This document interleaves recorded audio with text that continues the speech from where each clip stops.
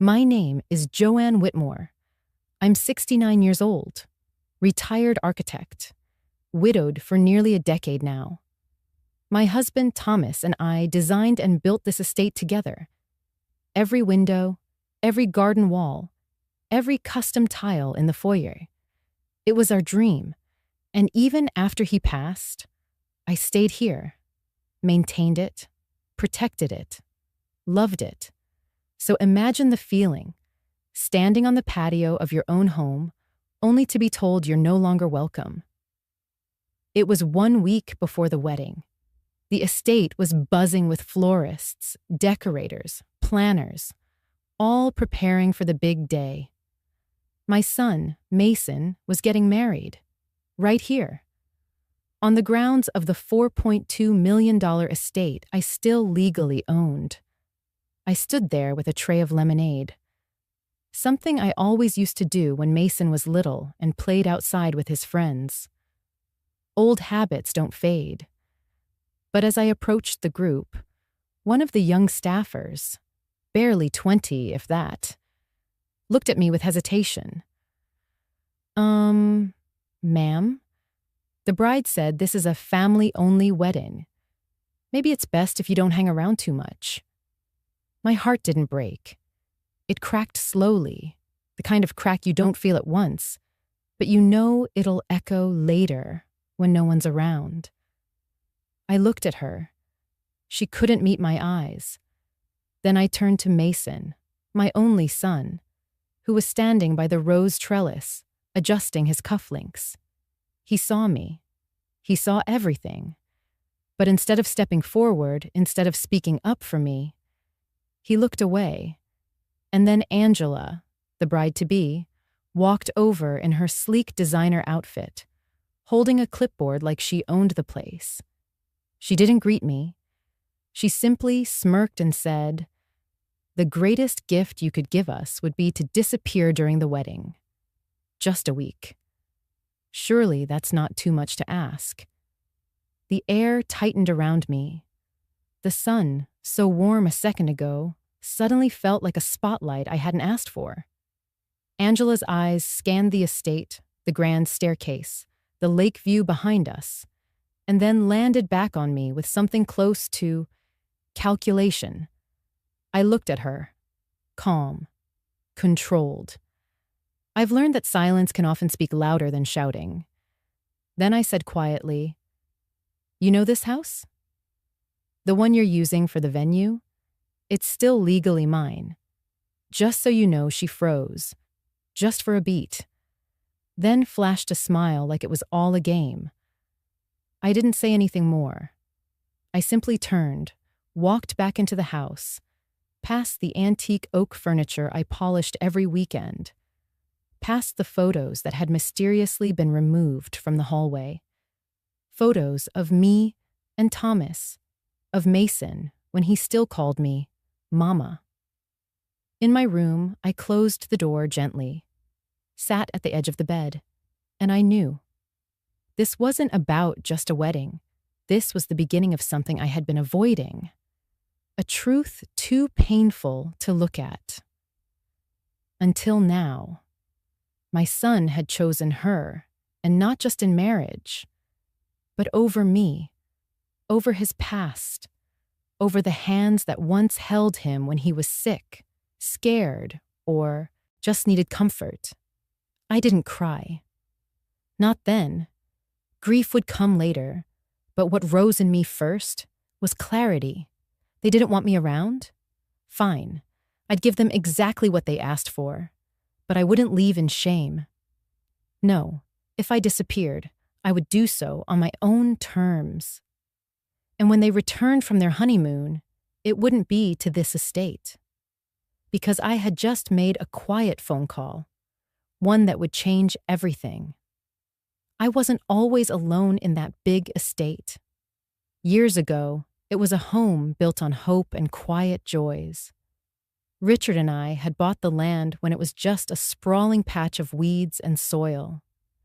We were both in our early 40s then, and while others our age sought sleek condos or homes closer to town, we wanted space.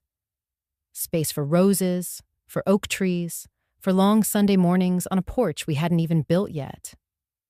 Richard was a lawyer, sharp as a tack, but more importantly, he had vision. I was the one with the sketches and garden catalogs, but he was the one who mapped out the irrigation system and tilled the first furrows himself.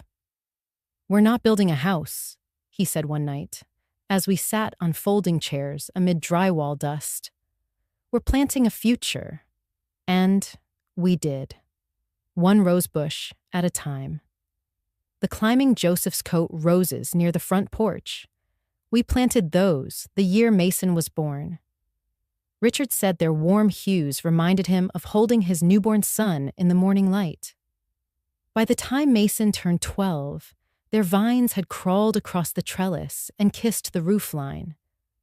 There were cherry trees, too. Richard wanted them for the birds. I wanted them for the pies. Mason just loved climbing them. I still remember his laughter as he swung from the lower branches, boots scuffed and shirt untucked.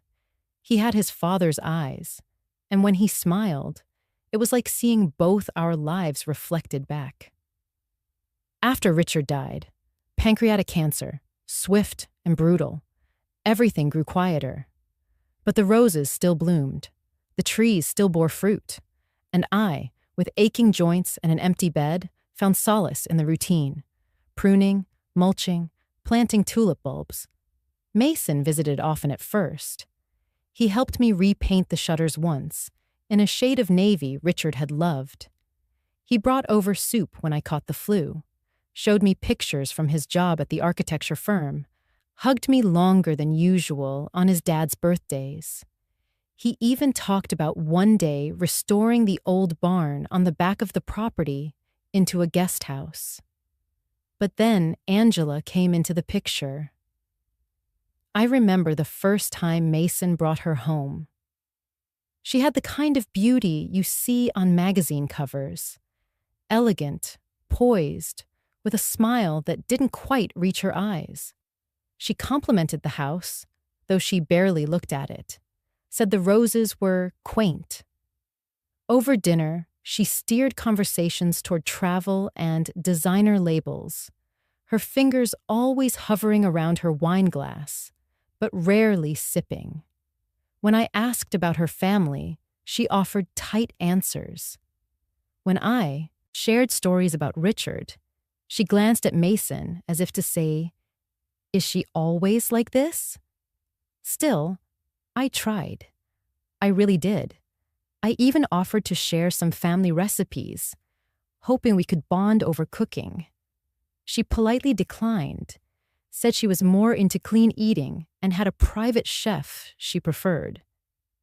Mason changed in small ways at first. He stopped helping in the garden, started taking calls during our dinners, visited less. Then came bigger changes, talking about modernizing the estate, suggesting I downsize, and maybe travel more. "You've done so much, Mom," he said once. "Maybe it's time you enjoyed life. Let the younger generation take care of things." I knew whose words those were. They weren't his, but I said nothing. Not yet. Because part of me hoped it was just a phase, that the Mason I raised, the boy who used to bring me wildflowers from the fields and write me Mother's Day poems, would come back. He never did. Instead, I became a guest in my own home, a soft presence in the background of their plans. When they announced the wedding, they were all smiles and Pinterest boards. Angela gushed about having it in the estate, as if it were some luxury venue she'd scouted, not the home where my husband and I had poured decades of love. They didn't ask. They assumed. And I, still nursing the wound of quiet rejection, said nothing. But the silence was growing heavy, and somewhere beneath it, something else began to stir. Not bitterness, but resolve. The first time Angela visited the estate, she wore a soft pink cardigan and brought me a tin of lemon shortbread cookies. She smiled sweetly, complimented the roses, and called me Mrs. Holloway, even though I asked her to just call me Joanne. There was something overly polished about her, like her kindness was memorized, not felt. She said all the right things. "You have such a beautiful home." It must be a dream, waking up to that view. "You must be proud of all this."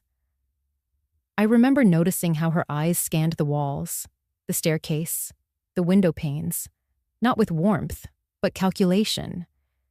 She didn't ask about my late husband, Richard. She didn't ask how long I'd lived there. She asked about the land size, about the neighborhood, about the recent sale price of the house down the road. I brushed it off. Maybe she was just curious.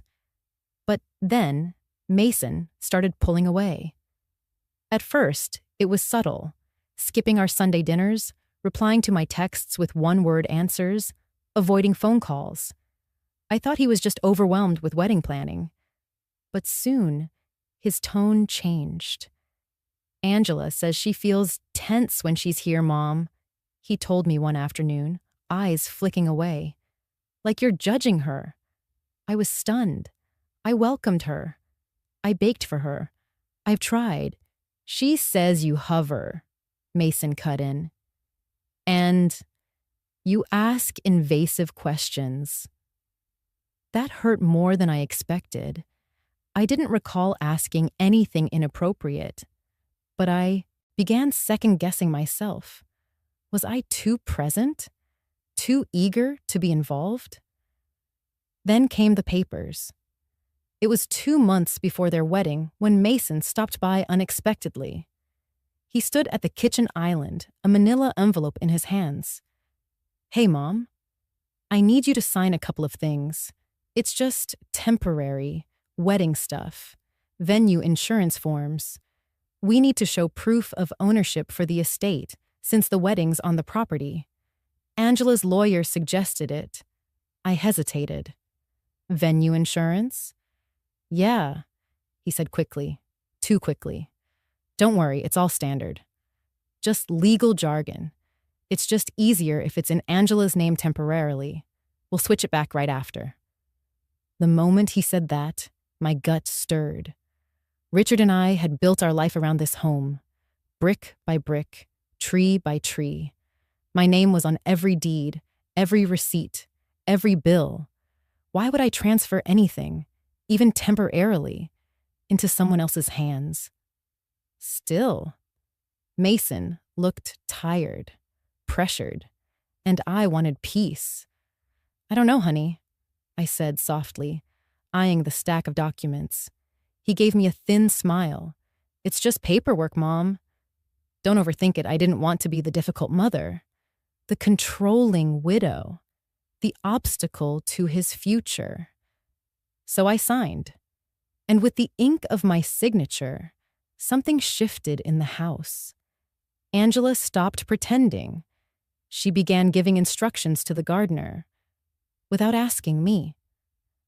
She moved furniture. She ordered a new dining table without consulting me. "We need it for the rehearsal dinner," she said briskly when I pointed it out.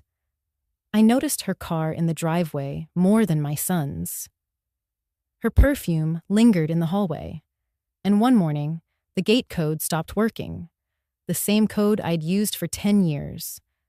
I stood outside the gate with 2 bags of groceries, stunned. I called Mason. "Did you change the code?" Silence. Then, "Angela thought we needed more security. She had the system updated, and no one thought to tell me?" "Don't make this a thing, Mom," he sighed. "It's not about you." But it was. It was about the slow, deliberate erasure of me from my own home. The real blow came when I found out from the gardener that Angela had begun referring to the estate as their wedding gift. She told the caterers the estate was her fiancé's inheritance. He said, confused. She said it'll be theirs officially after the wedding. I stood frozen, hose still in hand, water spilling onto the petunias. I had signed something I didn't understand. I had trusted my son. And I was beginning to feel like a guest in the very home where I had buried Richard's ashes beneath the willow tree. The betrayal didn't come as a scream. It came in ripples, subtle acts, locked doors, dismissive glances, decisions made without me. It wasn't just about the house. It was about my place in Mason's life. Slowly, meticulously, replaced. Still, I didn't explode. I didn't argue. I didn't even cry. Not yet. I just started reading every document I could find. And one evening, I sat in Richard's old study, the place where we used to drink wine and argue about politics, and pulled out the folder with my original title, Deed, now wrinkled and yellowed. I opened it, and with trembling fingers, I compared it to what I had signed weeks ago. Then I knew. They weren't just planning a wedding on my estate. They were planning a life without me in it. I remember that night not because of the roast duck or the wine they served. I never got to taste either. I remember it because I realized for the first time what being erased from your own home truly felt like. It was 3 days before the wedding. The estate was glowing with lanterns strung across the trees Richard and I had planted with our bare hands.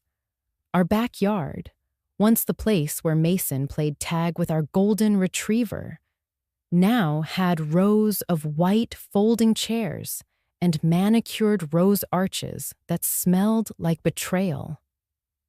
Angela's family had flown in from Atlanta. They looked like the kind of people who judged napkin folds and wine pairings. Angela told me they were having a private pre-wedding welcome dinner and suggested I take the night off. I blinked. "You're hosting it here, Angela." At my home, she gave me that tight-lipped smile I'd come to know. "I know, Joanne, and I'm so grateful. But this is more about our families blending, you know? You've already done so much." I stood at the bottom of the stairs in my navy cardigan and flats, still holding the serving dish I'd brought down. Angela floated past in a beaded gown, whispered something to Mason, and he turned to me with eyes colder than any December wind.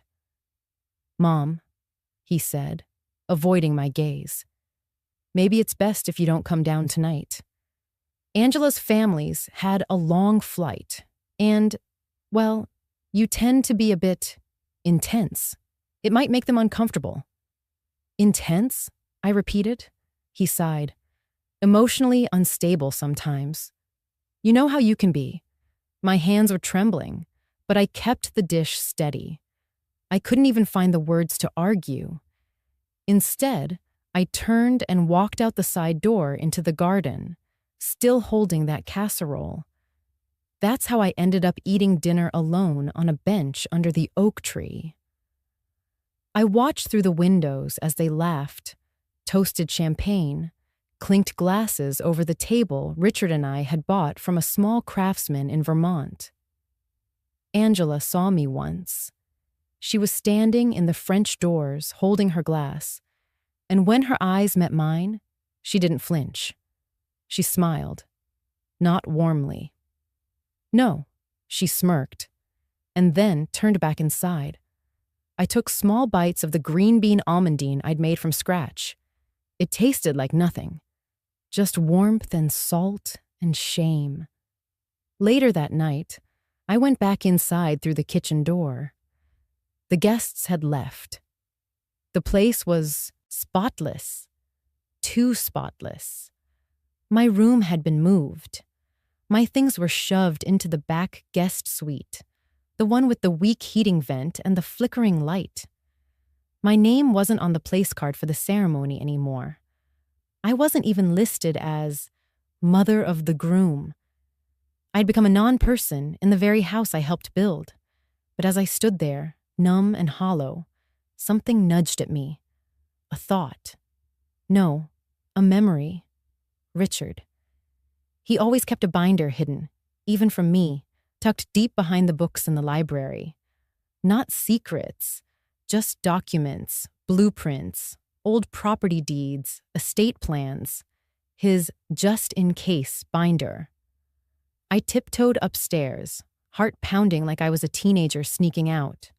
I went straight to the mahogany shelf, reached behind the dusty volumes on European property law, and there it was, a black leather binder with his handwriting on the label. For Joanne, only if necessary. I sat on the floor and opened it. Inside were copies of the house deed, records of the trust, notes from a lawyer named Albert Morgan, and a typed letter addressed to me. The letter was dated 8 months before Richard died. It read, "Joe, if you're reading this, something's gone wrong. Maybe with Mason. Maybe with someone trying to manipulate you. You need to know. The estate is fully yours. I never put Mason's name on the title, even if he told you otherwise. Angela gives me the wrong feeling. I hope I'm wrong. But if I'm not, don't let them take this from you. Use the trust structure. Call Morgan. And remember who built this home. Richard." My breath caught. I wasn't crazy. I wasn't unstable. I wasn't just a relic of the past. I was the owner. And now I had a choice. Would I keep sitting in the garden, eating alone while they dined in the house I helped build? Or would I reclaim what was already mine? I sat there a while longer, listening to the quiet hum of the house, Richard's words echoing in my chest like an ember reigniting. No more benches, no more crumbs. I closed the binder, stood up, and turned off the lights behind me. The wedding may have still been days away, but my decision had already been made. That night, long after everyone had gone to bed and the only sounds were the rustling of the garden hedges and the distant chime of wind through the old oak by the porch, I sat alone at the edge of my bed. On my lap lay the leather folder I had found in the back of Richard's old desk drawer. My hands trembled slightly as I undid the strap and opened it. There, on top, was the deed to the estate. My breath caught in my throat. I hadn't seen this document in years, but the moment I read the wording, my heart began to race, not with fear, but with a strange and quiet surge of clarity. The estate, the house, the garden, the orchard, every stone of the patio Mason and I laid by hand one summer when he was 12, it was still in my name. And not just that.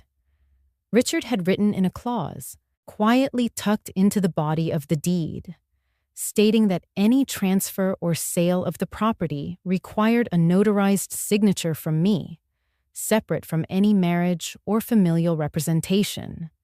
In short, Angela couldn't touch it, Mason couldn't sign it away, and no wedding planner or event coordinator had any legal right to commit to it unless I said so, officially and on paper. Tears stung the corners of my eyes, but I didn't cry. Behind the deed was a folded letter, handwritten in Richard's neat lawyerly script. The envelope read only, "For Joe, if things ever feel unclear." I opened it. "My Joe, if you're reading this, it means something has happened. Something I feared but never dared speak aloud. I know your heart. I know how deeply you love, how fiercely you protect, and how much you forgive, sometimes to your own detriment. That's why I put protections in place. If anyone ever tries to manipulate you or take what we built, remember this. You own this place, not just legally, but spiritually. This house breathes with your laughter. Don't let anyone turn it into something cold. Call Robert Hayes. He'll know what to do." My fingers pressed against the name. Robert Hayes. Of course. Richard's old partner at the firm. They'd started their practice together in their early 30s and remained close long after Richard retired. I hadn't spoken to Robert in years, but the thought of hearing his voice suddenly gave me courage I didn't realize I needed. I picked up the phone, dialed the office number printed at the top of the letterhead, half expecting it to go to voicemail. Instead, I heard a familiar voice. "Hayes and Bloomlaw," he said, his voice older but unmistakable. "This is Robert." "Robert," I said softly.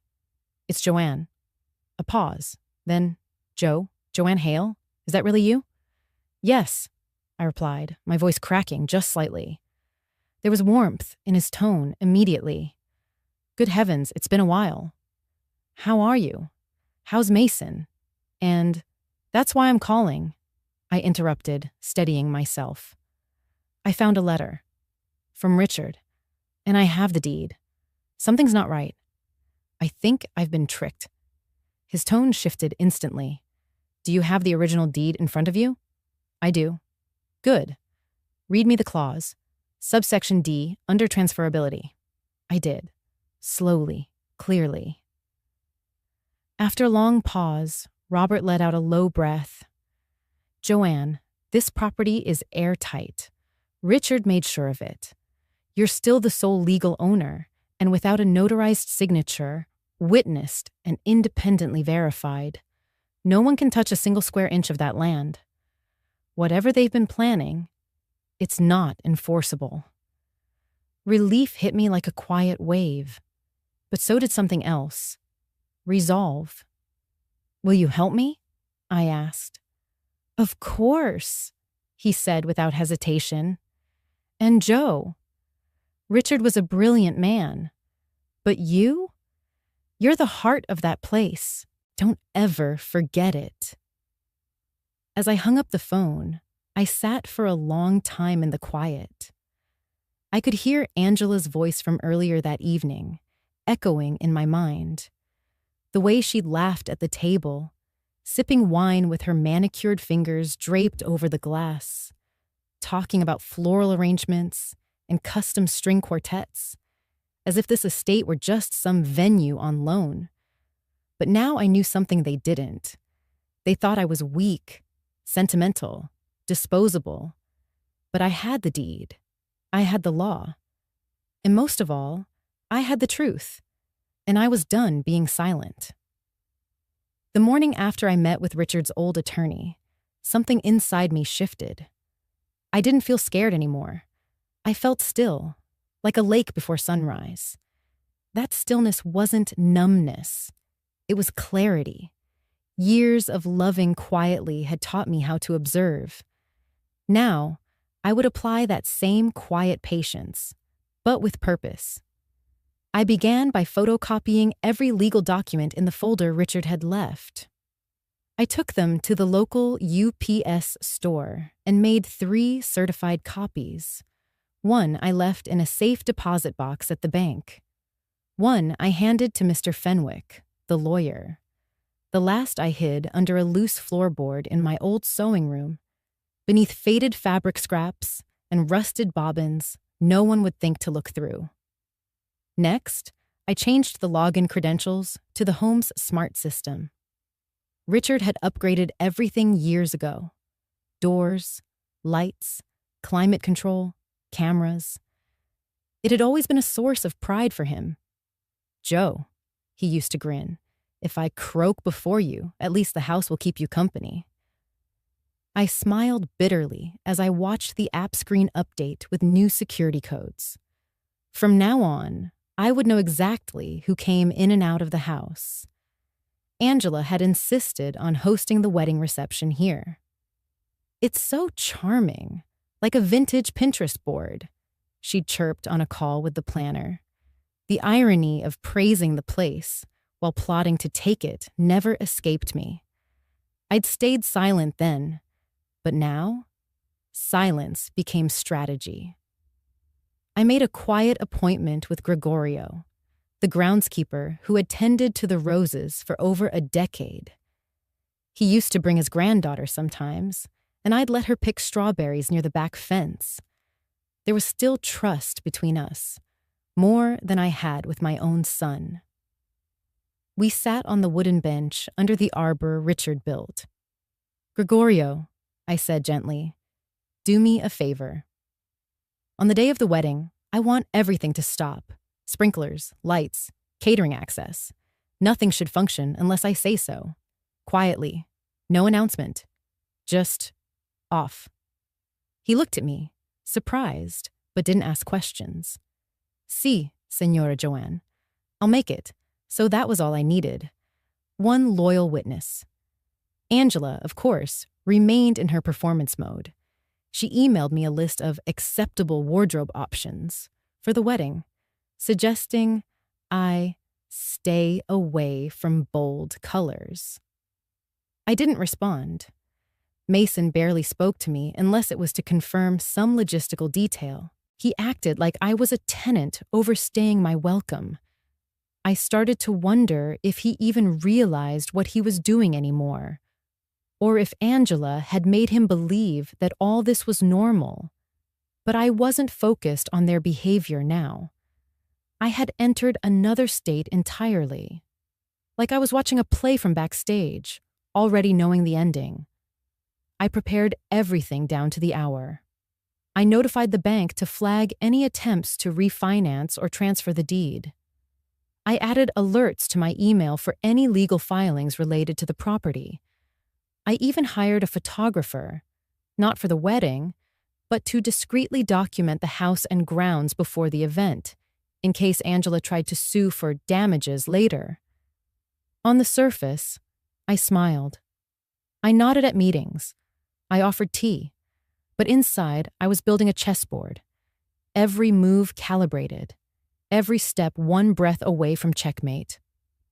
3 nights before the wedding, I stood alone in the backyard, just before midnight. The moonlight glazed over the stone path Richard and I laid by hand. I could almost hear his voice again. "They think they're smarter." That's always their mistake. I held his letter in my hand, creased from how many times I'd unfolded it. He hadn't left me instructions. He'd left me a map. Not just to protect the house, but to remember who I was. Not a doormat, not a burden, but the woman he chose, who built a home with him from nothing. The house didn't feel like a prison anymore. It felt like armor. I walked back inside, past the bouquet of white lilies Angela had ordered for the front foyer. Flowers she claimed symbolized purity and new beginnings. She had no idea how prophetic that choice would be, because in just a few days, there would be a new beginning. But not for her. The kitchen had always been my domain.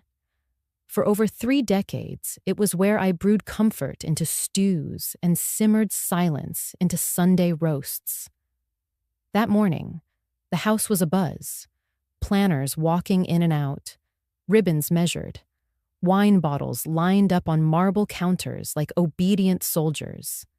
But in that moment, I stood in front of the chopping board, snipping fresh thyme from the planter by the window. My hands moved slowly, calmly, precisely. The scent of rosemary and onion filled the air. I heard her before I saw her, heels clicking like impatience echoing through the tiles. Angela, the bride-to-be. I didn't turn around. I didn't need to. "Oh," she said in that tight, falsely sweet voice of hers. "Didn't expect to see you here this morning." I stirred the broth with a wooden ladle. "I live here," I said plainly. "Where else would I be?" She gave a clipped little laugh, but there was nothing humorous about it. "Well, you know," she said, stepping farther into the kitchen. "I just figured you'd want to stay out of the way this week. It's a busy time. A lot of important things happening." I turned and looked at her then. Her nails were perfectly polished, her ivory dress cinched just so around her waist. She looked like something out of a bridal magazine, immaculate and poised, the picture of grace.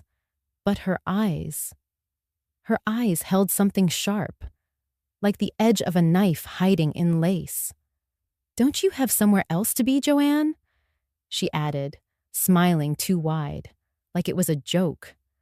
I dried my hands on the towel, picked up a bundle of parsley, and began chopping slowly, deliberately. "This," I said softly, not raising my voice, "is still my kitchen, dear." For a flicker of a second, the smile on her face twitched, just slightly. Her fingers curled at her side, and I could see the small gasp she tried to suppress. Angela was used to being in control.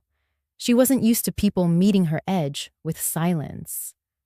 "You know," she said, pulling herself together, "with all the things going on this week, maybe it'd be better if the staff handled meals. It's easier on everyone." I looked up from the parsley. "The staff," I echoed. She nodded quickly. "Yes, of course. I just mean, you don't have to concern yourself with all this. We've got everything handled." "That's kind of you to say." I smiled faintly and set down the knife. But I wasn't making dinner for anyone else. Just me. Her mouth parted slightly, as if she wasn't expecting that. I walked to the pot, gave it one final stir, then turned off the stove. "Smells like something old-fashioned," she murmured behind me. "My mom always says garlic is too heavy for wedding week." I turned slowly and looked her in the eye. Not with malice, not with anger, but with something steadier than both. "Your mother's not cooking here," I said, "and I use garlic in everything I love." The words hung in the air like steam rising from the pot. She straightened, cleared her throat. "Well, I suppose I'll leave you to it then."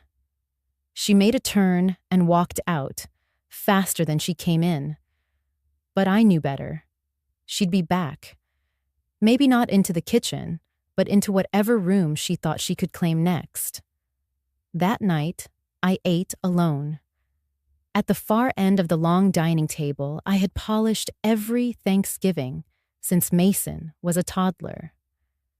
Angela and Mason had gone out to dinner with the wedding planner.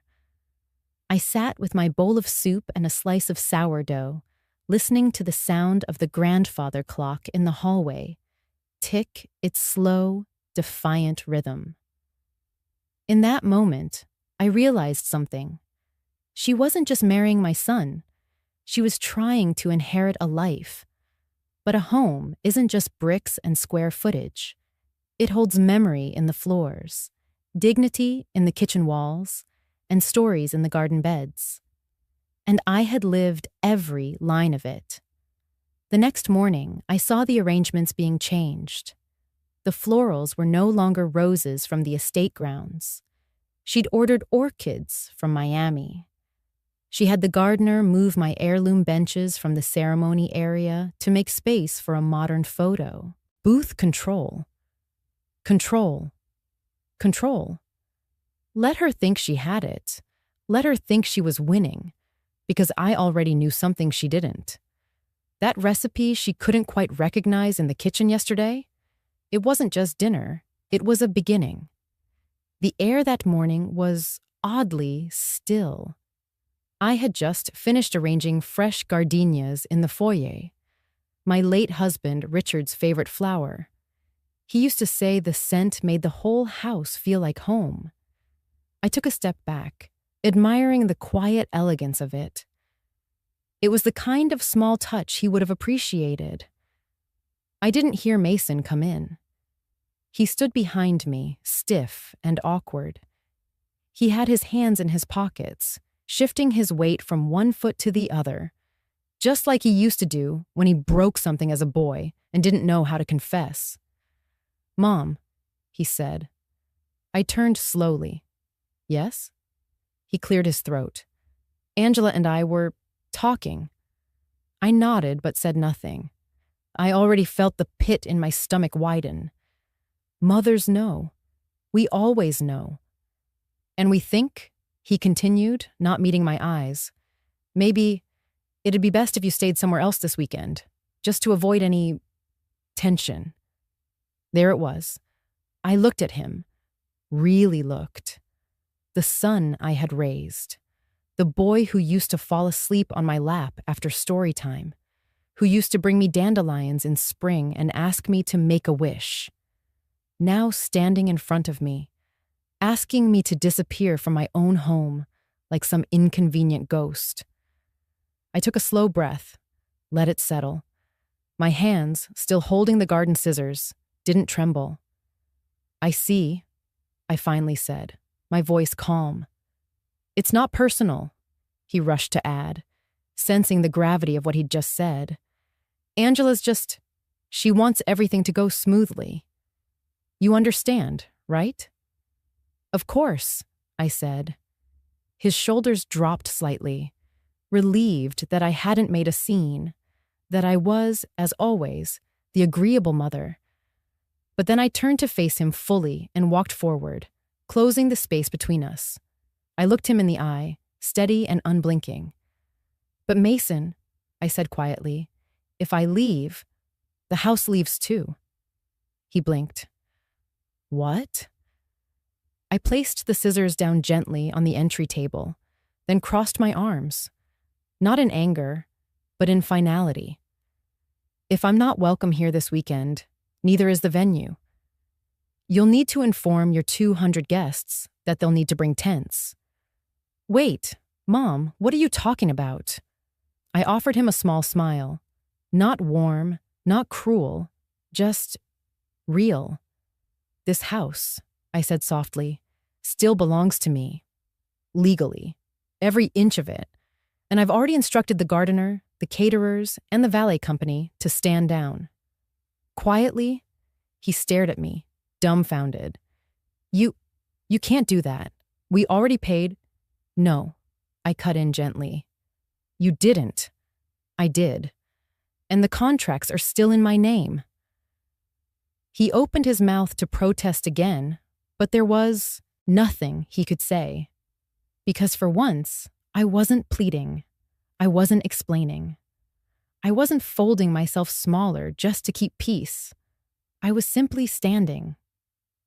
Mason, I added after a long pause.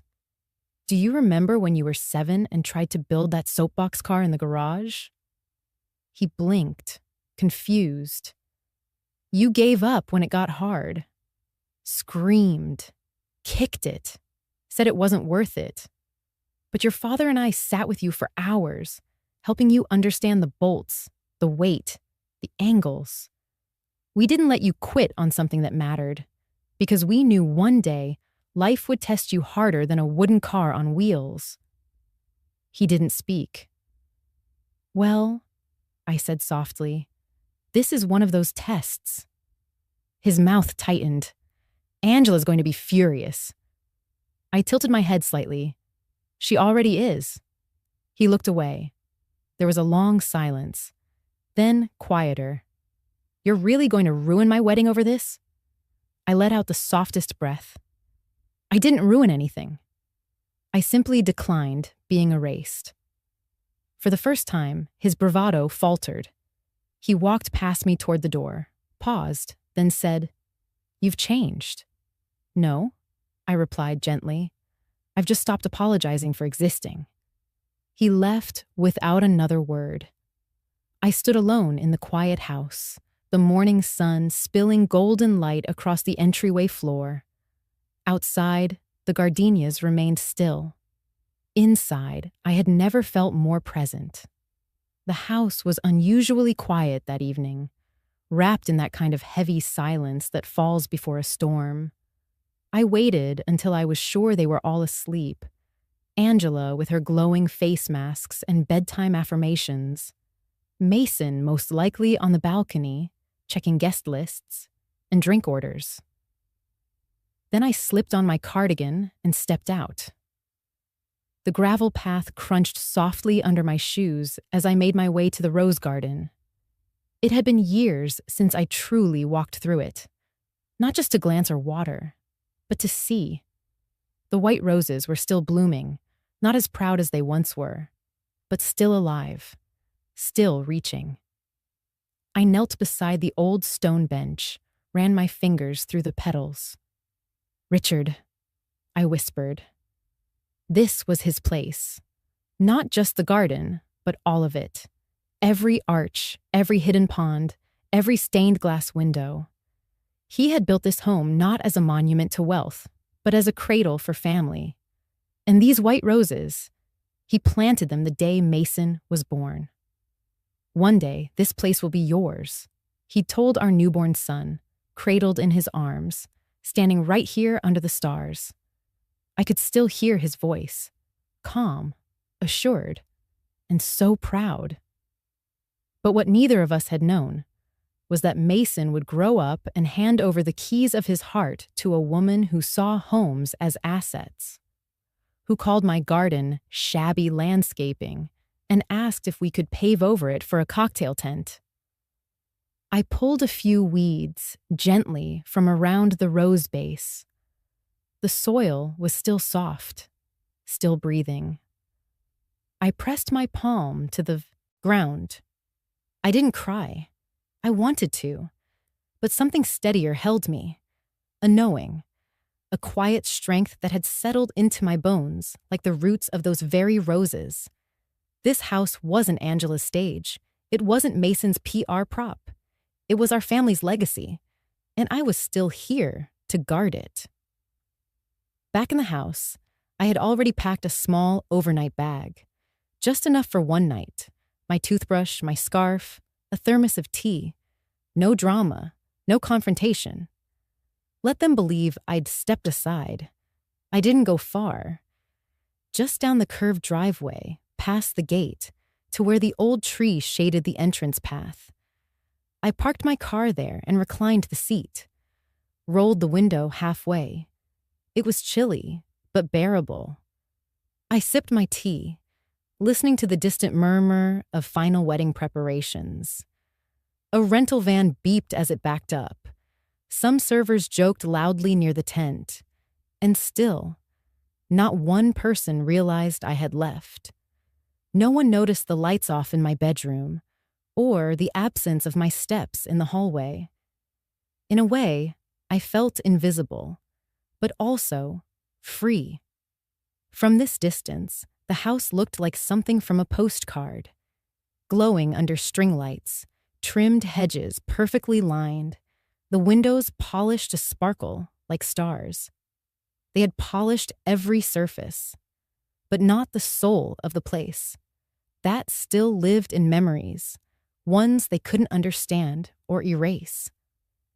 I thought about Mason as a child, how he used to follow Richard into the garden with a plastic shovel, begging to help.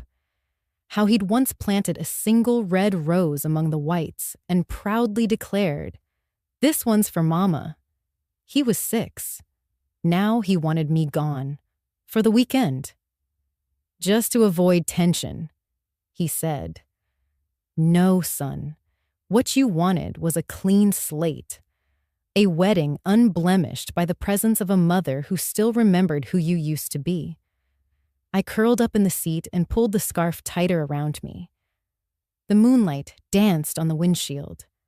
I closed my eyes and let the night hold me. I wasn't angry anymore, just watchful, like the roses, still rooted. In the morning, they would wake to a house missing more than just a mother, because they had misjudged the quiet ones. We don't raise our voices, we raise our roots. And mine ran deeper than they'd ever know.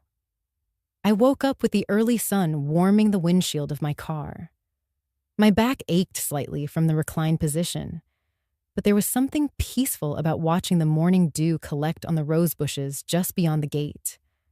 I stretched, smoothed out my coat, and stepped out. The air was crisp, clean, still. For a moment, it was just me and the birdsong in the garden Richard once cherished. I picked up the old metal watering can I'd brought with me, and walked slowly toward the hedge of white roses. They were in full bloom today, stubborn, elegant, and entirely out of place in the storm that was about to hit. By 7 a.m., I heard the first car honk, then another, then 3 more. From behind the iron gates, a caravan of vans and catering trucks had lined up, tail to tail. Some carried lighting rigs. Others had marquees strapped to the roofs. A group of servers stood outside their vehicle, checking watches, looking confused. I could hear murmurs, snippets of frustration. Did we get the wrong address? No, it says McIntyre Estate. Why aren't the gates opening? I knew why. 2 days ago, I had changed every code and revoked every temporary contractor access tag. Not a soul could get in unless I allowed it. One man, wearing a crisp white shirt and a headset, jumped out of a black SUV and marched toward the gate. I watched him fumble with his phone. Then he made a call. I could only hear one side of it. Ma'am? Yes. This is Logan, the event coordinator. We're here as scheduled, but, well, the gate's locked. No one's answering. We tried calling your planner, but she's not picking up either. I could imagine the panic on the other end of the line. Within 10 minutes, Angela came storming down the long gravel path, heels clicking, veil of entitlement wrapped tightly around her shoulders. She saw me. I didn't flinch. I didn't speak. Just kept watering the roses. Slow, deliberate. She raised her voice slightly. Joanne? I turned, smiled faintly. Good morning, I said. Beautiful day, isn't it? She blinked rapidly, clearly thrown off by my calm. There's a problem with the gate. None of the vendors can get in. I glanced toward the security box mounted beside the pillar. That's odd. Angela stepped closer. Could you open it? I paused, gently placing the watering can down on the gravel. Angela, I said, I believe we had a conversation yesterday, didn't we? She looked confused. About what? About family, about who this weekend was for a muscle in her cheek twitched. Look, I know tensions are high, but can we not make a scene? Oh, sweetheart, I said, brushing a few stray petals from my sleeve. I'm not making a scene. I'm just making coffee next to my rose garden. From behind her, a young man with a clipboard jogged up, pale and sweating. Miss Carter, he said to Angela, we've got a situation. The power was cut to the outdoor lighting rig, and the tent crew says the lawn service canceled their access yesterday. Angela turned, beet red. What? That's impossible. He lowered his voice. Also, the catering team just received a cancellation notice. Signed by the property owner, Angela wheeled around to face me. You canceled the catering? I tilted my head. Did I? You did, she snapped. You're ruining everything. I kept my voice low and steady. Angela, if you and Mason want your own family celebration, you're absolutely entitled to it. But as you said so clearly, I shouldn't be here. I'm not the bride. I'm just the person who owns the venue. And the land. And the contracts tied to it. Angela looked as though she'd been slapped. Her lips parted, then closed again. A long silence settled over us. Behind her, a few of the vendors had begun packing their equipment back into trucks. The word had traveled fast. But what about Mason? She said softly, almost to herself. I bent down, pulled a single white rose from the bush, and handed it to her. You might want to go tell him, I said, before the guests arrive and start asking questions. Her fingers curled around the stem, uncertain. I walked past her, the the scent of damp earth and blooming roses trailing behind me. The gate, still locked, stood tall and unbothered by the chaos outside. By 9 a.m., most of the team had left. By 10 o'clock, only silence remained, and me, back in my garden, tending what was mine. The Monday after the chaos, I drove into town with a calm heart and an envelope in my purse. I parked across the street from the small law office Richard and I had visited every year since Mason was born. It was tucked between an old tailor shop and a florist, the same one that used to send us peonies every spring, signed, "From your secret admirer," even though we all knew it was Richard being cheeky. Mr. Ellison was already waiting. He hadn't aged a day since Richard's funeral, except maybe the silver had crept closer to his temples. He greeted me with a soft, knowing smile. "I take it the weekend was eventful?" he said as he poured tea. I nodded. It was clarifying. Without another word, he opened his drawer and placed a thick file between us. "Your husband was a methodical man," he said. "This has been ready for over 2 decades. He slid the first page toward me. It was a trust agreement, dated 22 years ago. Richard's bold signature sat next to mine. I ran my finger down the lines I'd once skimmed in youthful confidence, not realizing their weight until now. Joanne Margot Fields, sole beneficiary of the Oakmere estate, including all land, contents, and rights of usage. Back then, we'd agreed we would update it after Mason got married. We wanted to wait until we saw the kind of man our son would become, the kind of partner he would choose. But after everything they said, after being told to disappear, I had no intention of changing a single word. I looked up. "I want a certified copy sent to the event manager, the rental company, the floral vendor, the catering team, and the wedding planner. Everyone who had their name on anything tied to this property." Mr. Ellison's brow lifted, but he nodded. "You're not disputing the wedding?" "No," I said. "I'm correcting the misunderstanding that I was no longer here." He opened a second file, one I'd forgotten existed. It was the updated usage contract Mason had submitted to rent the estate for the wedding. His name, Angela's name, and their signatures, right there on the dotted lines. But the box labeled property owner's approval, still blank. "I never signed this," I said. "So technically, it's invalid," Mr. Ellison finished for me.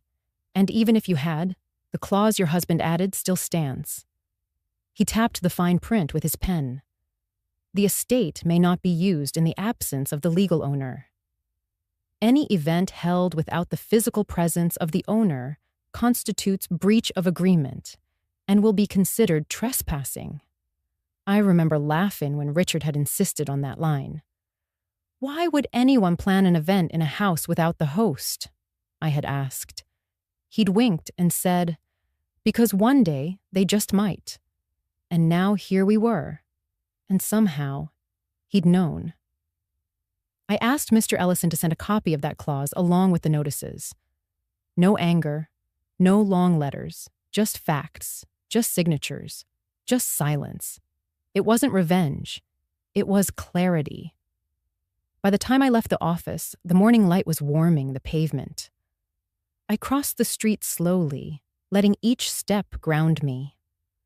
Outside, my car's windshield reflected the branches of the dogwood tree above, the same kind we'd planted in the estate's back garden the day Mason turned 5. I thought of how many nights I'd stayed up with that boy, how many times I'd patched his scraped knees, how many letters I'd saved from camp when he said he missed me more than pizza. And now, this was where we were. I didn't cry. Instead, I pulled out my planner and wrote a single line across that Saturday. The day my silence became legally binding. I had no intention of canceling their wedding. That was never the goal. Let them marry. Let them laugh. Let them take pictures under the arbor. But let it be known, none of this was theirs. The land, the roses, the fountain, the oak trees that lined the gravel path. They all had a witness now. Me. I had stood beside Richard when this place was just dirt and vision. I had held his hand as he drew up the architectural plans by candlelight during those power outages. I had walked every inch of that estate after his funeral, whispering promises to keep it whole. Now, I was keeping them, and I did it without shouting, without slamming doors, without slapping ultimatums across the breakfast table, just with one piece of paper, one clause, one signature that had never been theirs. And for the first time in months, as I drove home along the winding road that led back to Oakmere, I felt peace, the kind that doesn't need to be announced, because some truths don't roar, they whisper through roses. And now, the house was listening. I was already in my usual place by the time they arrived, seated quietly on the old wooden bench beneath the white trellis my late husband had built. The morning sun was gentle, casting dappled light through the leaves. I was holding a cup of chamomile tea, the kind Richard used to brew on Sunday mornings. A single rose had fallen onto the gravel. I bent to pick it up, brushing off the dew. From the corner of my eye, I saw the side gate swing open. They must have assumed the garden was empty. Angela stepped in first, her phone in hand, barking quick instructions to someone on the other end.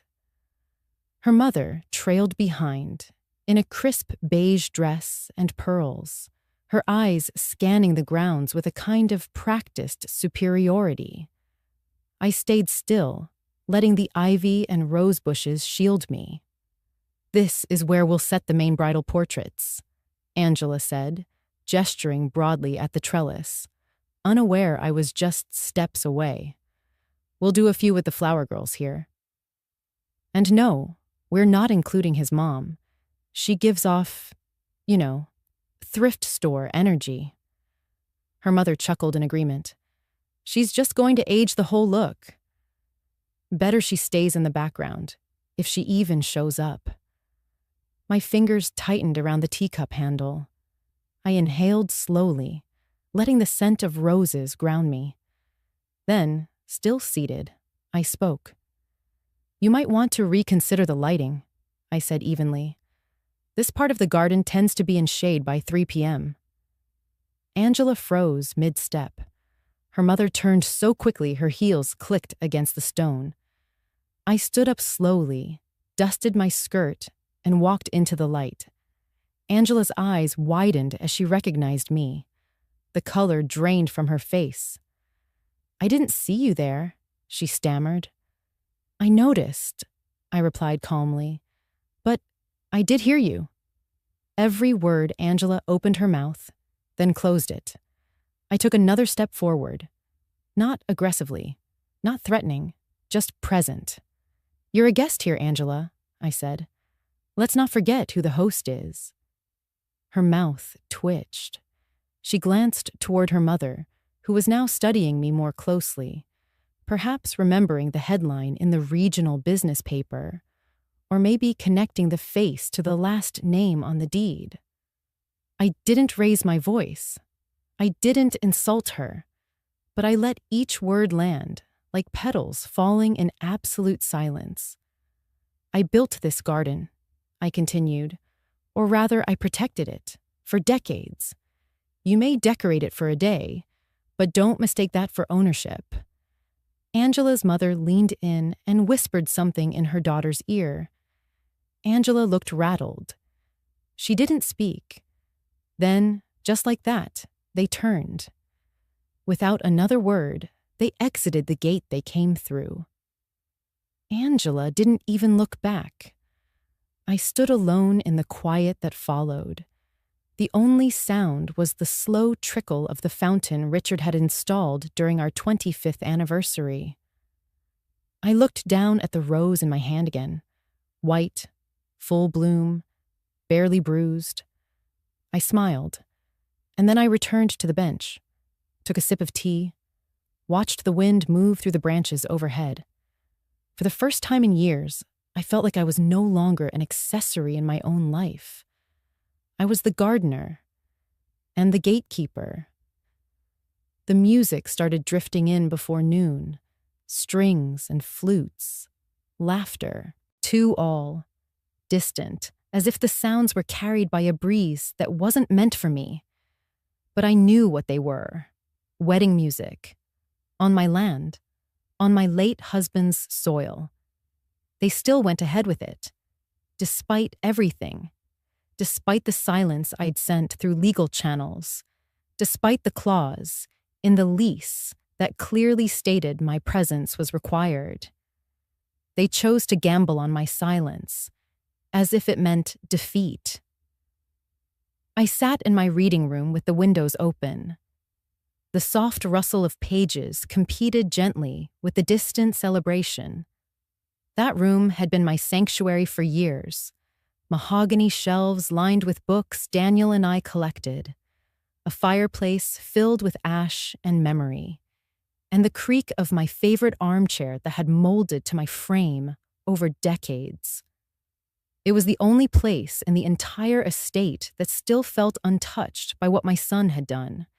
There was no invitation for me, not even a courtesy call, not even a folded seat hidden in the back row. Nothing. Earlier that morning, the event team had been bustling outside my window, placing chairs under the oaks, stringing fairy lights, fluffing white linens on long tables. I saw the caterers unloading trays. Glassware gleamed like teeth in the sun. And I remained inside, not because I had to, but because I chose to. Each peal of laughter from the lawn struck me like a distant slap. Each speech, faintly caught on the wind, was a reminder that I had been completely, intentionally erased from the script, like I was a character in a novel whose pages had been torn out. But I did not cry. There was a time I might have, when I would have stood at the window wringing my hands, wondering what I'd done wrong, begging God or the universe or Daniel's ghost to tell me why. But not today. Instead, I pulled out the ledger, the old leather-bound one Daniel and I kept in the safe behind the painting. It was heavy, filled with neat lines and careful handwriting, his and mine, tracking every penny, every land parcel, every clause. On page 63, a note in Daniel's writing: revised August 2001. In event of my death, all holding rights remain solely with D. D. Me Dolores. I traced the ink with my fingertip, remembering his voice. He had written it after our son got married, after he said, "If anything happens, I want no ambiguity. You protect what we built, D, not them." Back then, I thought he was just being cautious. Now, I realized he'd seen something I hadn't. My eyes scanned further down the page. There, tucked behind a folded envelope, was the transfer form. The final deed that would move the vineyard and the remaining business holdings into the irrevocable trust. The trust only I could administer. I didn't hesitate. I signed. Outside, the cheers swelled. Someone was probably giving a toast. Maybe they were thanking my son and his new bride for bringing everyone together. Maybe they were praising the venue, my roses, my magnolia trees, my orchards, as if they had fallen from the sky just for them. Maybe, for a brief moment, someone would glance around and wonder why I wasn't there. And maybe my son would look away, pretending not to care. Or maybe he was too busy dancing under the canopy of my labor to even notice. That was okay. I wasn't going to ruin their day. That's not the kind of woman I am. I didn't show up with police or a public declaration. I didn't shout at the guests or cause a scene. That would have made me no different than the chaos they created. I didn't need to raise my voice, because the ink on that document, it was louder than any scream. I placed the signed deed back into the envelope, sealed it, and placed it gently into the outgoing tray on my desk. Monday morning, my attorney would file it, quietly, legally, irrevocably. By the time they finished their cake, the estate would be beyond their reach.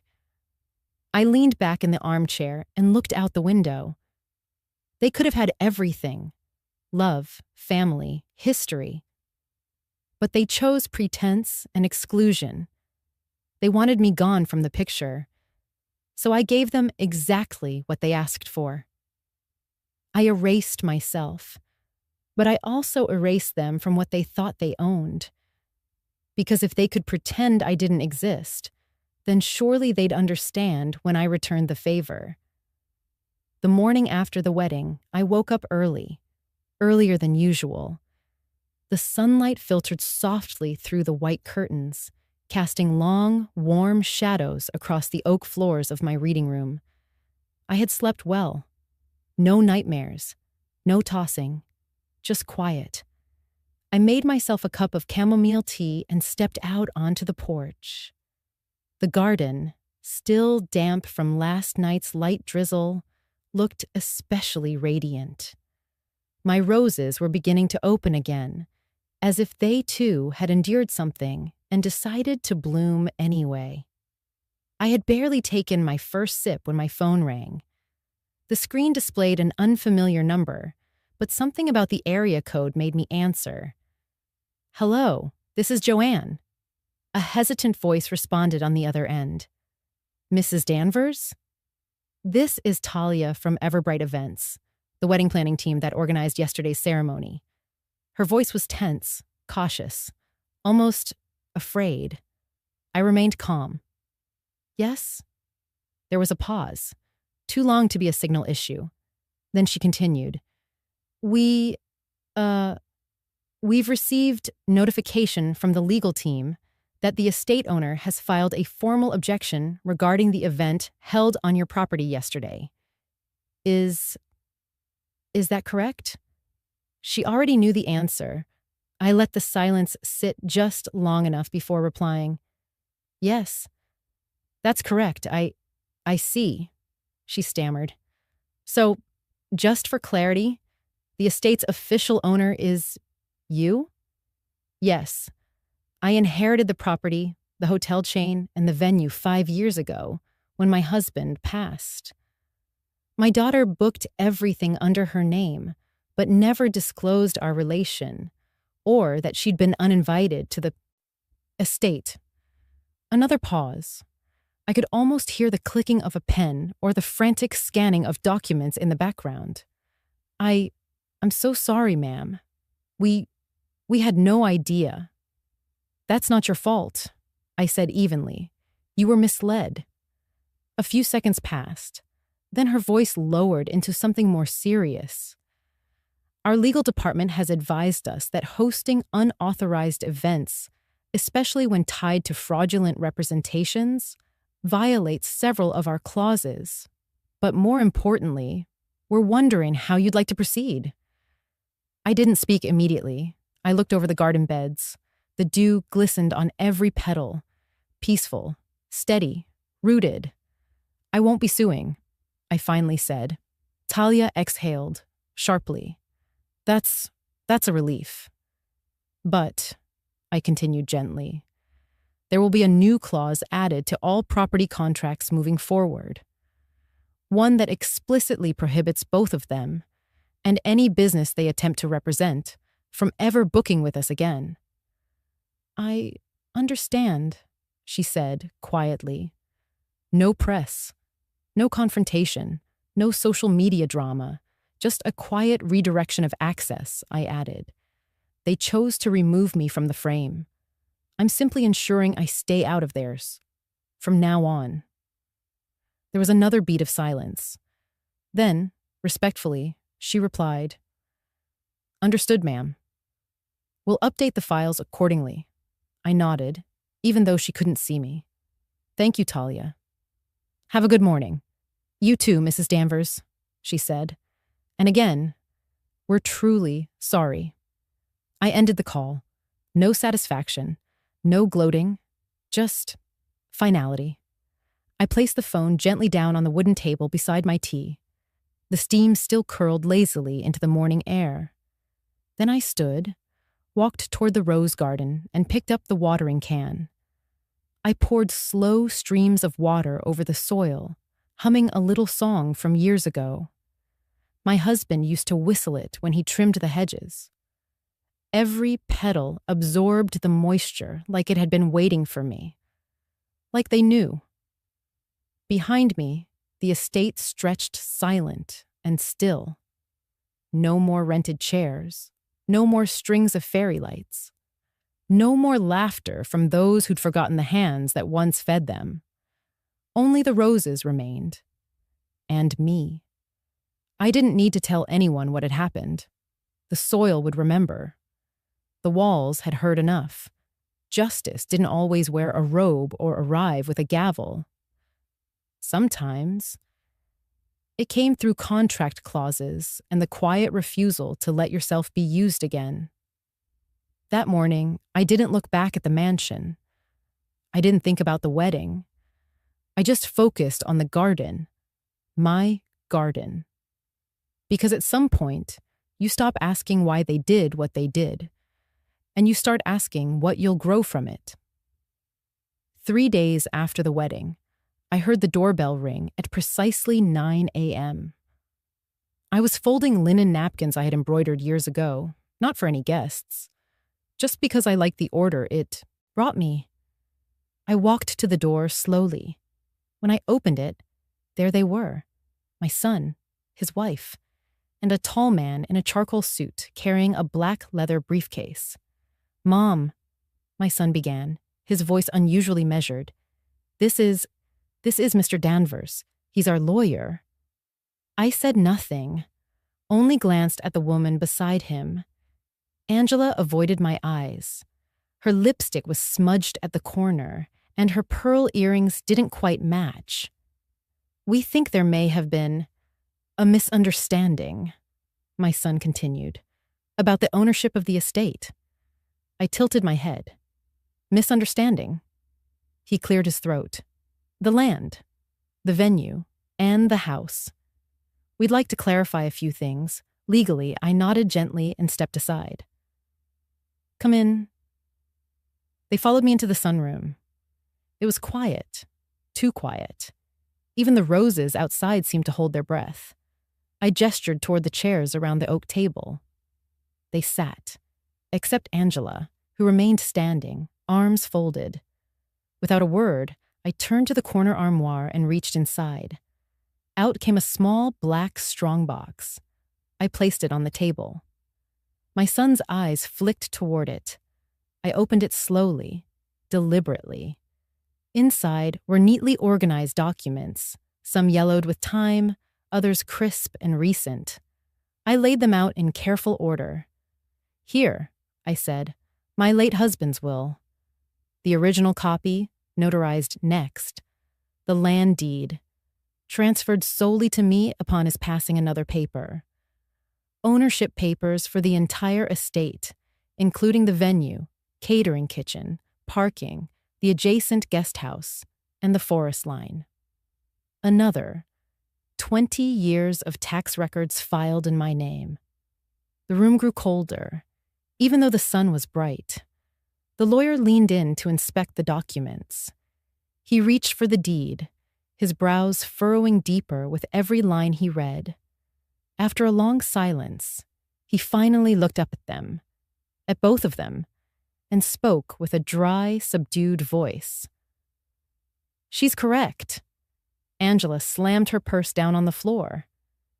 "You said she wouldn't actually go through with this," she hissed, turning to my son.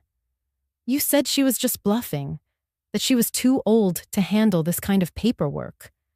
He looked stunned, trapped. His mouth opened, but no words came out. Angela whirled around to me. "You can't do this. You let us plan the wedding. You didn't say a word until it was too late. That's manipulative." I didn't respond. I simply reached into the box again and pulled out a smaller folder, unlabeled. I slid it across the table. They stared at it. "What's this?" my son asked cautiously. "A copy of the event cancellation notice sent to your wedding planner. Dated and signed 3 days before your ceremony, with my attorney's seal." The lawyer gave a slow, reluctant nod. "This holds up." Angela's lips parted in disbelief. "She's been playing us this whole time," she whispered. "I'm not playing anyone," I said, finally meeting her eyes. "I simply withdrew from a game I never agreed to play." She stood up so fast, the chair screeched against the hardwood. "This is insane. You think you're proving a point? You've just humiliated us." "No," I replied calmly. "I've protected what your father and I built for decades. That's not humiliation. That's responsibility." Angela grabbed her bag and stormed out. My son stayed seated. I turned to him, the man I had once rocked to sleep through fevered nights, the boy I fed when he wouldn't eat anything but oatmeal and banana. He looked back at me with hollow eyes. "I didn't know she was keeping the deposit," he said quietly. "I thought she asked you." I didn't know. I didn't flinch. "And yet, you never asked me."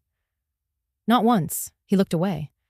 There was a pause, a long, aching silence between us, and then I asked softly, "Would you like some tea?" He didn't answer. I stood, walked to the cabinet, and took down 2 mugs anyway. One for him, one for me. Whether he stayed or not, that would be his choice. But everything else, that was already mine, always had been, and now they both knew it. They sat in my sunroom, the early light glinting off the glass table between us. My son shifted uncomfortably in his seat, avoiding eye contact. Angela, on the other hand, looked like she'd rehearsed every word in front of a mirror. The man beside them, still in the same stiff black suit from their last visit, cleared his throat and pulled a folder from his briefcase. "We've prepared a mutually beneficial agreement, Mrs. Dawson," he said smoothly, sliding the document toward me. "It's a co-ownership arrangement. Your name stays, but legal rights extend to your son and daughter-in-law, effective immediately." I didn't even glance at the paperwork. Instead, I picked up my teacup and took a long sip, letting the silence stretch just enough to make them fidget. Angela broke first. "It's fair. You get to stay, and we get some peace of mind. We just want clarity moving forward." I smiled slightly. "Clarity is good. But let me make one thing clear to you, dear." I reached into the drawer behind me and pulled out an old envelope, yellowed but crisp. I placed it gently on top of their sleek packet. It was the original deed, dated, notarized, sealed. My husband's name was still on it, alongside mine. "I've never signed over anything to either of you," I said, voice calm but unmistakable. "This land, this house, it's all mine. And not just in paper, but in history. Every flower bed out there, your father planted it with his own hands. That shed out back, we built it together one summer when we couldn't afford a vacation." My voice softened, but my spine stayed straight. "This is the last place on earth that still smells like him." Angela's face twisted into something between anger and disbelief. I married him because I thought this came with the deal. I thought. She turned to my son. You said she wouldn't fight us on this. He looked ashamed, but not enough. Not nearly enough. I folded my hands neatly on my lap and met her glare with nothing but stillness. Your mistake, I said gently, was assuming love comes with a title deed. It doesn't, and neither does entitlement. The lawyer opened his mouth again, but I held up one hand, palm toward him. I'm not signing anything, I said, voice now steel beneath silk. And I don't owe anyone in this room an explanation for that. Angela stood abruptly, the chair screeching against the tile. This is ridiculous. What's ridiculous? I said evenly. Is thinking you can bully an old woman into handing over the only thing she has left of her husband. My son spoke for the first time. Mom, maybe we can talk about it again? Later? I looked at him carefully, looked at the boy I raised, the man who once brought me flowers on Mother's Day without fail, the son who used to build Lego castles on this very floor. And then I looked at the man he'd become. Silenced, complicit, hollow. No, I said. We won't talk about this later. Or ever again, Angela scoffed, snatching the folder back. We'll find other ways then. You're welcome to try, I said, standing slowly. But know this, every attempt to take what isn't yours only reveals more about who you are, not who I am. I walked to the door and opened it. You can see yourselves out, I added gently. They hesitated, but I didn't move. After a moment, they left. Angela stomping, the lawyer awkwardly nodding, my son glancing back once before following them. I didn't slam the door. I didn't cry. I simply closed it behind them, quietly, then turned and walked back to my chair. I picked up my tea again, still warm. Outside, the roses were blooming, late for the season, but full and radiant. The light hit the petals just right, casting soft pink shadows against the wall. I took another sip and exhaled slowly. There's a certain kind of strength in saying no. Not out of anger, not out of spite, but out of love for yourself and the life you've built. They thought my silence meant weakness. But silence, when chosen, is the loudest kind of power. They wanted to own the house. But I had already owned the truth, and I wasn't giving that away for anything. A week after that dreadful visit from my son and his wife, with their lawyer in tow, I thought the storm had passed. I'd returned to my quiet routines, pruning the roses, walking down to the mailbox with my little straw hat, and making tea for one. I had no intention of speaking about what happened, not to my neighbors, not to my church group, not to the barista who used to greet me by name. But then, something unexpected happened. It started with a buzz on my phone. A message from Carla, the florist's daughter who used to ride her bike past my fence every summer. Hi, Mrs. D. I saw a post online. I hope you're okay. You didn't deserve any of that. I stared at the screen, confused. Post? Online? A few minutes later, another message arrived. We just found out what happened at the wedding. It's awful. Please know you have people who care curious and slightly anxious. I clicked the link she had sent. It was a Facebook post from one of the catering assistants, probably no older than 22, who had worked the wedding. A snapshot of the setup, followed by a caption that read, "This weekend, I worked a wedding at the most beautiful private garden estate I've ever seen."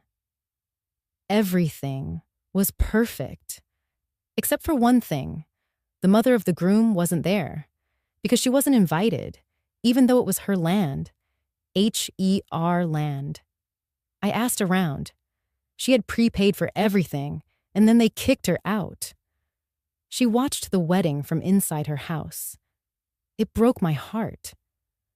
There was no photo of me, no names, just the truth, plain and painful. And somehow that truth caught fire. The comments section exploded. Hundreds of strangers began sharing the post. Some wrote with indignation, others with disbelief, and many with sorrow. People asked, "Who was this woman?" Then someone answered, "That sounds like Mrs. Davenport. She used to teach 3rd grade. I remember her. She taught me how to write cursive." Another chimed in, "That's the woman who gave my mom a ride to her chemo appointments. She's an angel." I kept scrolling. She helped build the community library. She hosted garden tours to raise money for the animal shelter. Her husband was the local firefighter who died saving 3 kids. That's her suddenly. The silence I'd been living in shattered. Not in anger, not in noise, but in recognition, in warmth. My inbox overflowed. "I was your student in '89. You told me my poetry mattered. You gave me a pie once when my mom passed. I never forgot. You are not invisible." I wasn't prepared for the wave of kindness. I had braced for shame, for pity, for condescension. But what came was grace. 2 days later, I found a letter in my mailbox. It was handwritten, no return address, just soft cursive and a wax seal.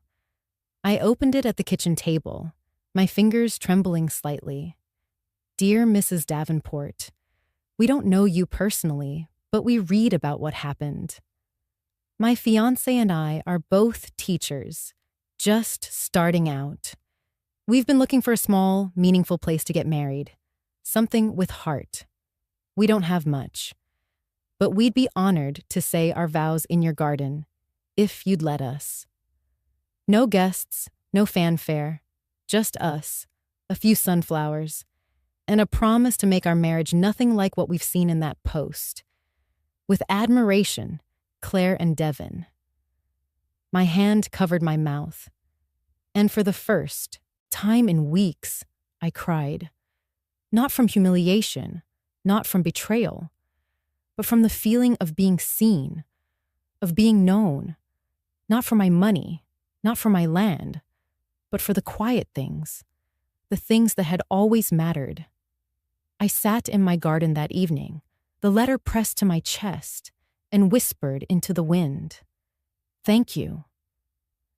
Maybe the world had gone cold in places, but there were still sparks of warmth, still people who remembered, still young couples who wanted their future built on truth, not convenience. I wasn't invisible. I wasn't irrelevant. And I wasn't alone. Let them have their marble halls and Instagram backdrops. I had roses. I had kindness. And for the first time in a long while, I had hope. I wasn't angry anymore. Just tired. And a little hollow. Grief, when it settles, doesn't come with fire. It comes with stillness. Like a fog that drifts in and stays. Not violent, just quietly present.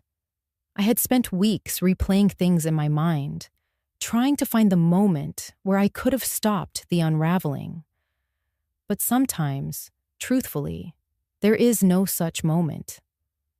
Sometimes people walk themselves into who they want to be, and they don't look back. So I wrote a letter.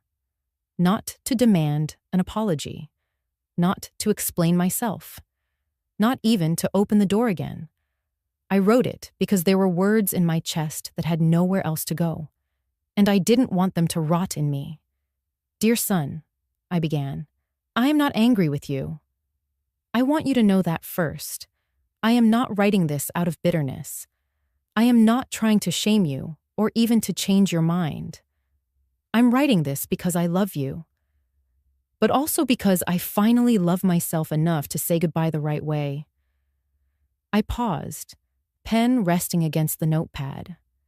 I could still see his 6-year-old self, crouched by the pond behind the barn, holding a frog like it was a piece of gold. That boy with dirt on his knees and sun on his shoulders. He hadn't meant to become the man who looked through me like glass. But life has a way of turning if you're not careful. And people grow around the wrong things. I kept writing. I raised you the best I could. I gave you everything I had. My time, my strength, even things I didn't know I possessed until they were already gone. I stood behind you in silence when you needed the spotlight. I sold heirlooms to cover your dreams. I stayed quiet when you forgot my birthday, my anniversary, my name in the middle of a speech. I let myself become background, not because I didn't have a voice, but because I wanted you to shine. But somewhere along the way, you mistook my silence for insignificance. You forgot I existed outside of what I could give. I folded the page gently, then opened another. I'm not asking for anything, not your remorse, not your attention, not even your understanding. I'm writing this because I need to close the door from my side. That is what this is. Not a punishment, just a boundary, a quiet one. You said I didn't belong at your wedding, that it was better for the vibe if I stayed away. You said it so casually. And I wonder now if you even heard yourself. If you knew what it meant to tell your mother she was inconvenient. But I want you to know this. I didn't stay away out of obedience. I stayed away because I chose not to fight for a seat in a place where I was unwelcome. I stayed away because dignity, once threatened, needs distance to heal. A tear rolled down, but I didn't brush it off. I let it fall. I opened my photo box and searched for the one I knew I still kept. Him at 3 years old, in overalls, arms around my neck, laughing so hard his eyes were barely open. I slipped it into the envelope with the letter. No demands, no lecture, just memory. On the back of the photo, I wrote, "We were happy once." I hope you remember I sealed the envelope, wrote his name with a tenderness I didn't expect would still live in my fingers, and left it by the mailbox. No return address, no signature on the back, just a message carried by time. That night, I slept more peacefully than I had in weeks. Not because anything had changed, but because I had. Letting go, I realized, wasn't a moment. It was a practice. A soft decision made daily. To not reopen old wounds. To not wait by a phone. To not defend your worth to people who need reminding. I didn't know if he'd read it. I didn't know if he'd care. But I knew I had spoken. Gently. Firmly. Finally. And that was enough. I was in the garden when it happened. The late afternoon sun had softened, casting a golden hue over the rose bushes I'd been tending. The soil was still warm from the day, and my hands were gently coaxing new buds from a bush I had planted in early spring. I didn't hear his footsteps at first, only noticed a faint shadow fall across the garden path. I stood slowly, brushing the earth off my palms, and turned to see a man, perhaps in his 50s, standing just outside the picket fence. His hair was peppered with gray, and his eyes held that cautious warmth you see in someone who isn't sure if they're intruding. He tipped his hat slightly. "Pardon me. Are you Mrs. Darla Whitmore?" I nodded, a bit wary but curious. "Yes, I am." He smiled gently. "I'm David Lawson. My mother was Eleanor Lawson. She used to be close friends with your husband, Paul. They went way back. She always spoke fondly of you both." At the sound of Eleanor's name, something in me softened. I hadn't heard that name in years. Paul had mentioned her often. She was the kind of friend who knew your story without needing to ask. I stepped closer to the fence. "She used to visit here when I was young," he added.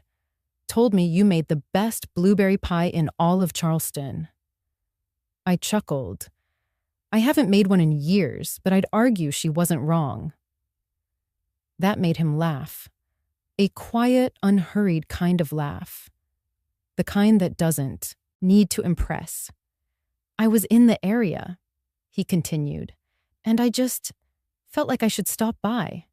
I've been reading some things online about the wedding, about what happened here.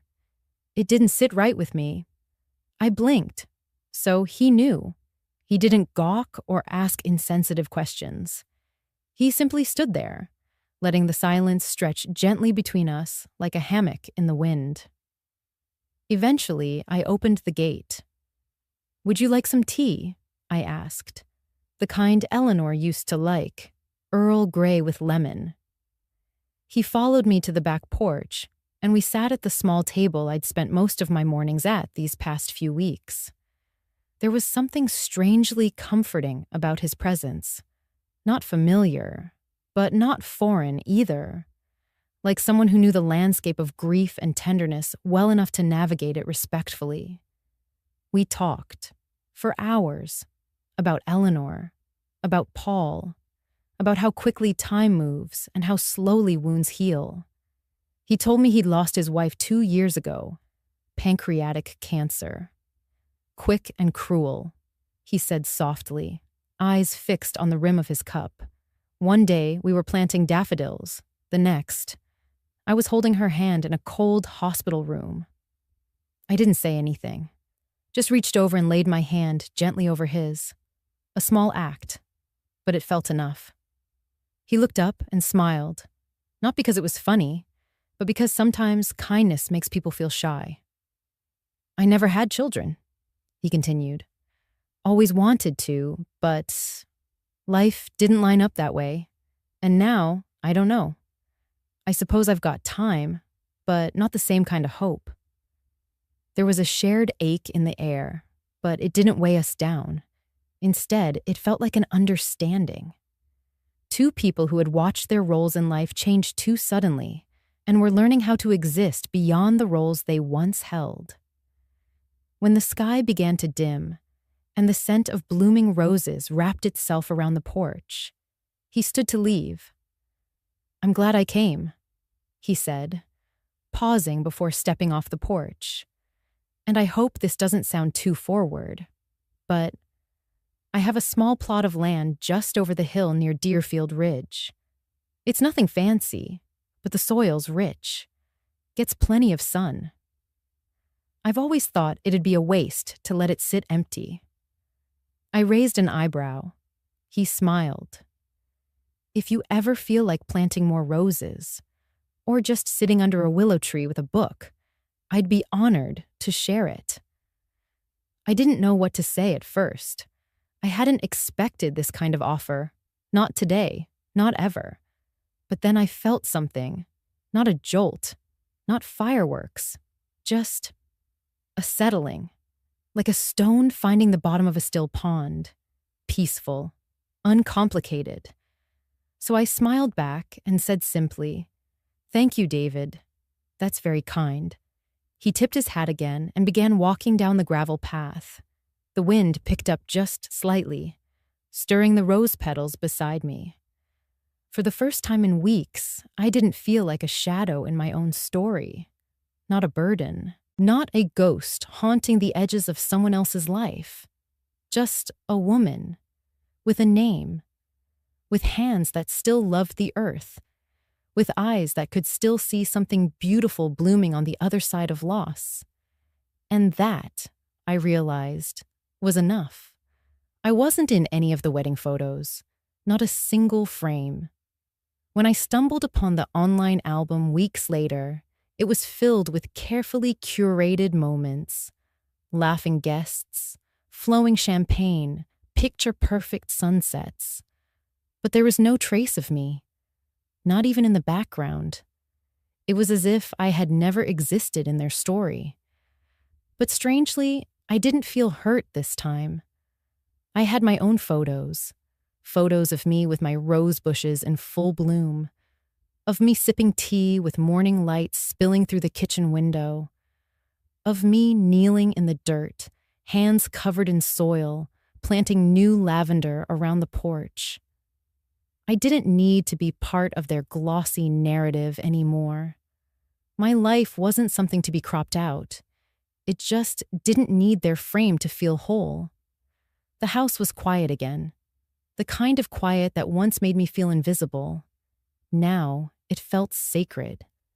There were no slamming doors, no footsteps pacing in resentment, no raised voices echoing down the hall.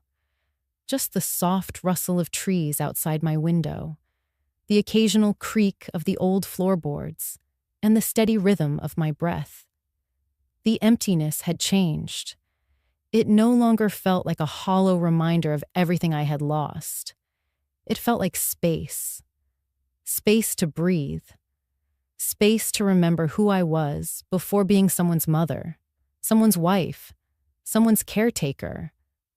I had spent decades as a background figure in other people's stories. Now, I was reclaiming my own. And slowly, quietly, people began to find their way to me, not out of obligation, but out of something purer. The first to return were the neighbors. They started stopping by more often, not just to check in, but to linger. Mrs. Hall brought over homemade peach cobbler. Her grandson helped me fix the squeaky gate. A girl from the bookstore left a note in my mailbox. You always smiled at me when I was too shy to speak. I never forgot that then came the young couple, the ones who had written the handwritten letter. They visited with wide eyes and soft voices, walking through my garden like it was a sacred space. They asked if they could still have their wedding here. Just the two of them, some close friends, and a violinist. No extravagant gowns, no elaborate catering. Just love, honesty, and a tree draped with fairy lights. I said yes. Of course I did. That small wedding changed something in me. Watching them exchange vows under the old elm tree, right where my son had once built forts as a boy, felt like a quiet kind of redemption. It was as though that patch of land had been scrubbed clean of ego and expectation. Love returned to it. Gentle, unselfish love. It inspired me. A week later, I hosted a small gathering of my own. No occasion, no announcements. Just a celebration of presence. I invited neighbors, old friends from the school where I used to teach. Even some of the students who had reached out after that Facebook post went viral. The couple I'd hosted was there too, holding hands, glowing with that particular shine that only newlyweds have. We drank lemonade, shared stories, laughed, not the polite kind, but the loud, open-mouthed kind that shakes the sadness off your bones. At one point, someone pulled out an old photo album I hadn't seen in years. There I was, 28, in a denim dress, holding a tiny baby boy who would one day forget how I held him like the world depended on it. I didn't cry. I just smiled. Because for the first time in a long while, I wasn't longing to be part of someone else's picture. I wasn't waiting for a seat at someone else's table or an invitation to be seen. I was here. I was enough. In full view, not edited out, not fading at the edges. No one at that party asked me to leave early. No one looked past me or spoke over me. No one expected me to shrink to make space for someone else. And most importantly, no one tried to silence my story. I was not a burden that day, not a placeholder, not a fading memory. I was the host. I lit the candles. I arranged the flowers. I poured the wine and cut the cake and hugged everyone as they left. And when the last guest waved goodbye and the house fell silent again, I sat on the porch, wrapped in my favorite shawl, and watched the stars come out. I didn't need to be invited into any frame anymore. This moment, this life, this breath was already mine.